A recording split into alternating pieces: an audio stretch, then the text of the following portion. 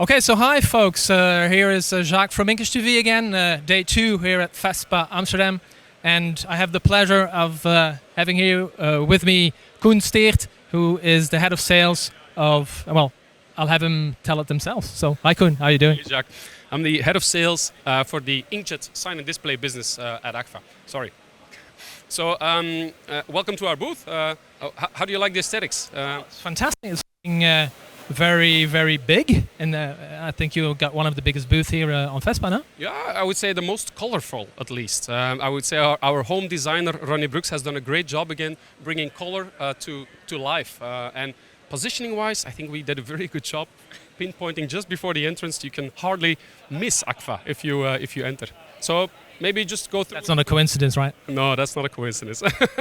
That's a lessons learned. Yeah. So yeah, maybe take us a little bit through the booth, and I'll have you tell us a little bit more of what you're showcasing, right? Let's pass through it for a second. Can I Koen? Maybe that's more easy. Can I hand you the mic, and then maybe that's easier. And maybe you do my job then? I won't do yours. Here and close to the mouth. Okay, so I can ask the questions now, Jacques. How are you? No, I was just joking. So here on the right side, we had to make a choice to display some products. Of course, we can't show the complete portfolio of Agfa, so we chose at least to showcase our newest products.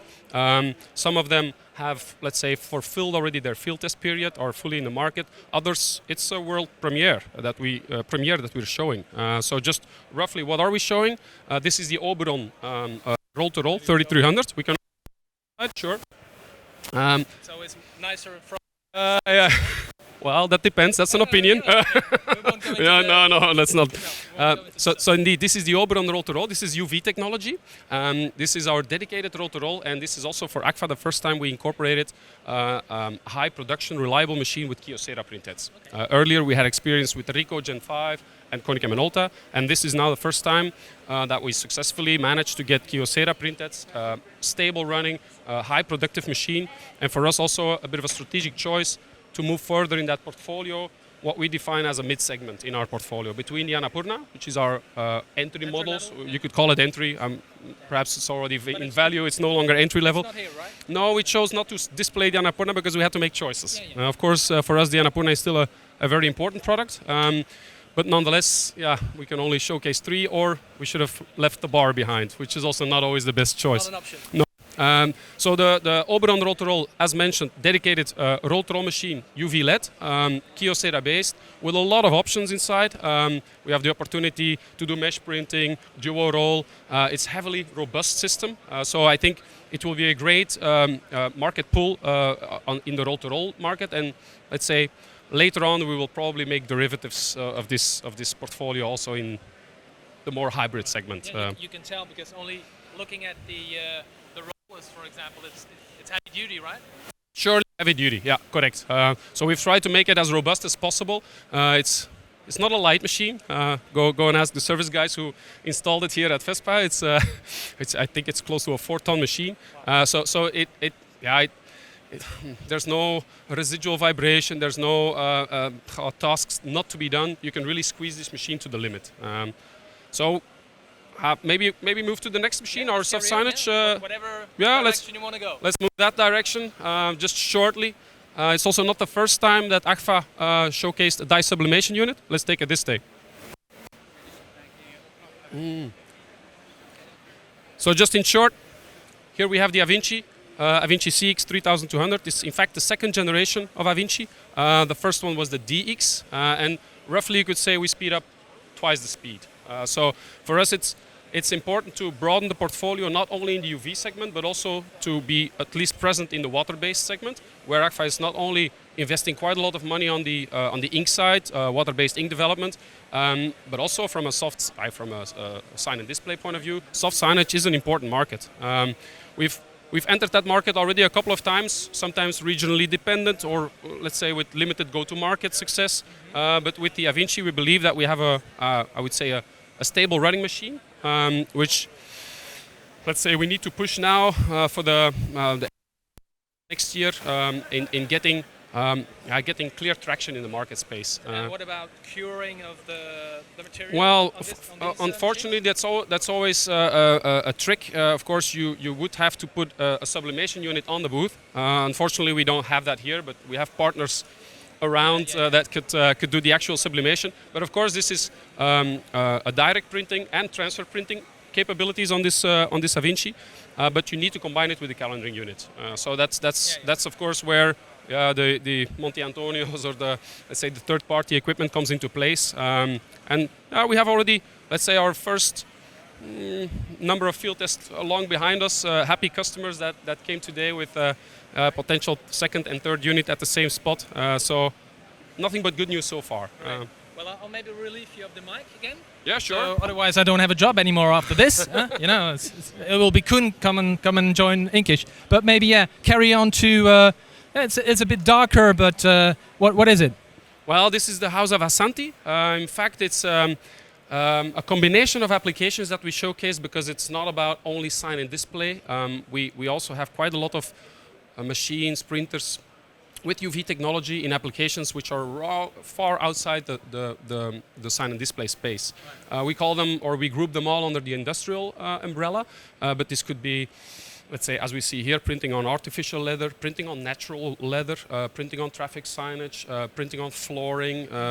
So all these, I would say, peripheral activities outside the classical sign and display space, we try to attack also with our UV technology and sometimes with water-based technology. Right. But not only, if I see, for example, here, like this, like a basketball or a football. These are gimmicks, of course, and this one's glued. It's not a flat. It's not a flat piece of material, right? It was once a flat piece of material. Yeah, of course. The printing on 3D objects with that kind of dimensions is something we cannot match on our equipment. It's nicely done. But it's important to know that in that let's say collaborating with important partners to achieve success in that industrial market is the only way. That's clear for us. And whether it's now with the leather printing bags, for instance, which is an example you can see over here. We partnered up with tanneries in Italy because it's not our know-how how they pre-treat leather, etc. You can touch it wherever you want, yeah, sure. So the trick is you need to add embellishments to the natural leather, but you can't lose the touch and feel of natural leather. So if you would put too much UV ink on top, it would become like a plastic feel, and you lose that tendency. You still have the grain of the in the case of the leather structure, right? Yeah. So that's for us one of the examples. Another one which maybe is on the other side of the camera. Okay. Sorry, well, I have to turn around. These are typical embellishments that we have present on the Jet Mira, which is our dedicated flatbed that we have in portfolio that we didn't show today at FESPA, but where you have the ability to really do tactile printing, whether it's depositing a huge layer of white ink to create really a three-dimensional structure to mimic certain walls, to do art. To get height on the material, and then in post embellishment you. Yeah, correct. So you can actually go up, let's say, in a millimeter scale to add certain mimics of structure, certain effects, whether it's that wall effect, whether it's a paint stroke of an artist which you can simulate. It looks quite neat. It's quite impressive. What type of clients would you say are you targeting with this new types of technology? Well, it's typically those are not the fastest applications because depositing quite a lot of white ink or a varnish in a second run typically adds time, production time. So those guys really have to, or those customers really have to send those high value products and also push that to the decoration market, to the specialities, the niche application. These are not large volumes.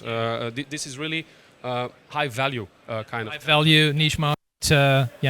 But it's a nice example of what you can do, whether it's adding varnish here, adding this white structure. You can actually feel it's more than a millimeter or two deposited. Here's some braille. There's a nice application where you print, for instance, next to hotel doors. You print a minimum amount of information in braille. Add a varnish on top. Here's some color reproductions. Typical Delft blue. Yeah, we're in Holland. Yeah, we're in Holland. So it's endless, and we try to link it just like this lens lenticular lens effect. We try to link it to our Jedi varnish because it has the capabilities for primer and varnish next to white printing. Right. So from the, let's say, the more specialties, less quick machines or less big machines. Let's keep the best for last, I guess. No? Indeed. So the complete opposite. Although we are discussing whether to add also some, I would say, embellishment to this, but this is really a production machine. This is our fastest Tauro of the Tauro family. It's our new Tauro H3300, so 3 meters 30 wide, UHS, which basically is also a world premiere, I guess, in showcasing it. We've done numerous studio events in-house Agfa. We had a lot of remote demos. Luckily, it's not the same, right? Like being able to show it in. People want to see it. People want to see the beast. People want to see the output. We had to make a choice here because the automation or the level of automation is something that the customer can decide. We have here today a manual in, as you can see, Peter loading the files manually and an unloading on the outside or on the unloading side. Is this, sorry that I'm trying, is this also running like on Asante workflows or front end? All the Agfa, even let's say all the Agfa printers by default come with an Asante workflow system. Let's say from the Asante point of view, we also sometimes drive non-Agfa systems. Really, if there is a request within a certain production site to have one uniform workflow, we try to manage. We have a large variation, at least already, in drivers supporting non-Agfa equipment. But it goes without saying that specifically towards the Tauro, but basically for all equipment, the unique selling points of image quality and speed, which is our real USP, comes from the fact that we merge the inks, our own home-based inks or homemade and developed inks, together with our workflow, and linking that to the integration know-how generates a beast like the UHS. Could we maybe get a little closer look into, because from here you can see it, but it's huge, you know. It's huge. To get a little more onto the on the size of the machine and. Well, it's I would say it's a Ricoh Gen 5 based machine where we go up to 80 print heads depending on the options and the white and the full white or primer capabilities. And as mentioned, it goes up to speeds of 600 square meters an hour. Is that independent of, for example, thickness or height of the materials that you use? Because earlier on I was talking to one of your colleagues and they said, well, you can theoretically go up to 5 centimeters maybe or 4 centimeters. Well, that's a normal, I would say. It's not often a requirement, but indeed you can go up to media thicknesses of 50 millimeters. On most of these systems you have a Z-axis move of 5 centimeters. Now, of course, the biggest volumes of print materials are within a centimeter. And I think the real... Let's have a look at let's have a look on the unloading side. Why not? Sorry, guys. So from this side, you can obviously see the enormous size of the machinery. So I guess if you're printing like that size, it's a huge amount of data, right? Well, yeah, it's a huge amount of data. There's a huge amount of, I would say, data going through the systems, which we have to maintain and have a reliable working path towards. But also from a output side, it's a huge amount of media coming out. We've done quite a lot of production tests already within Agfa in our demo room in Mortsel, which, by the way, we took that demo room unit right here. The same one here. Yeah, we took it right to the show because we had we have quite a lot of commercial success with this printer, and we have a customer who will receive this printer directly after the show. So we moved internally, let's say, with machines to accommodate this need. So I think from a customer pull, we did a good job releasing it, a good job positioning it, and certainly, let's say, with the vast amount of peripherals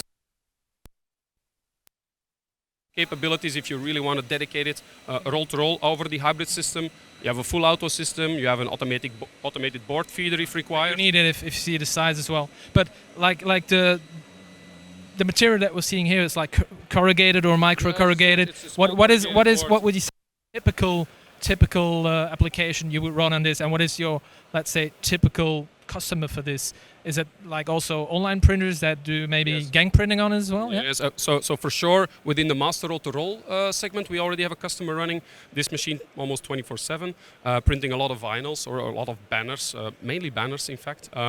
In the rigid department, we see quite a lot of pull from the outside the sign and display space, also porous media like cardboard, packaging, let's say offset companies that are looking to outsource some of the volume to digital, and from that side we're optimizing quite a lot also on the periphery side. So this is already the second generation of feeder and stacker to not only accommodate with the power output or the speed of the Tauro HS, but also lessons learned from what can we increase on suction parameters, adding extra airflow, adding some ionizing Getting new to just accommodate with that wide variety of media. Because and I've mentioned now cardboard and packaging, but we also have customers printing, let's say, thin metal sheets, for instance, for can applications. So it's a wide variety of things that we try to limit in a good set of parameters to be able to print on it. Koen, maybe one last question, because I know you have other people waiting for you as well. That's okay. Maybe on the business side of things, you know, there's a lot of word in the market. How do you, as head of this segment of Agfa, how do you see your business evolving, like in the near future? I mean, people are coming out again. FESPA is probably one of the first.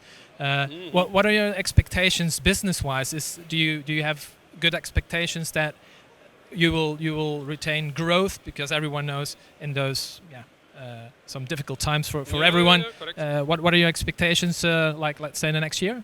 Well, let's start by saying that the dreadful year of 2020 is behind us. We see that's also the catchphrase of today's new beginnings, new opportunities, because we do see that's people trying to budge in to come. They all want to come to Agfa from. But no, it's we first of all during the 2021 year we noticed already, basically at the end of last year also that the ink volumes were retaining almost back to normal. So it means that the print volume on the installed base is at least coming back. Yeah. If you talk to a lot of customers, that business has returned. It's just not robustly returned yet. Depending on the legislations across Europe, every government has different set of rules. Certainly with respect to exhibitions, the whole, I would say, the classical sign and display output. But we see this normalizing for sure, and also especially with the end of the year now, we see a lot of traction again towards new investments on equipment. So I would say for 2020, replacing probably older technology or less fast, or replacing older technology or converting from more an analog space to a digital space, both of them, and of course. We always track our installed base, but we also have to expand and have to grow in that segment. And for 2022, I think we can be very ambitious, not only to, I would say, the sold equipment or the equipment to be sold, but the only thing we can't, I would say, control completely is the supply chain at the moment. Everybody's looking a bit towards a stabilized raw materials, transport, boat transport. That's the only thing where we hope that by the end of the year or Q1 next year things stabilize and we have a better understanding of what we can offer by when. Because there's certainly a customer need, and I'm pretty confident that, let's say, the digital sign and display space has recovered and will grow again towards next future or towards next year. Yeah. That's hopefully good news, and I'm sure it is. So thank you for your time. Sure, and so I think we covered most of what you have on offer here today. So well, there are always things we can't offer, of course, during FESPA, and I welcome everybody to visit us in Morsel or any other demo room around the globe to also witness the Jedi Mira, for instance, the flatbed which is absent today, or the complete portfolio of Annapurnas with the wide array of not only software but ink solutions. So welcome everybody to Morsel. Fantastic. Koen, thank you so much again, Okay. and have a good show further. Thanks. Thank you. Bye-bye. Bye-bye.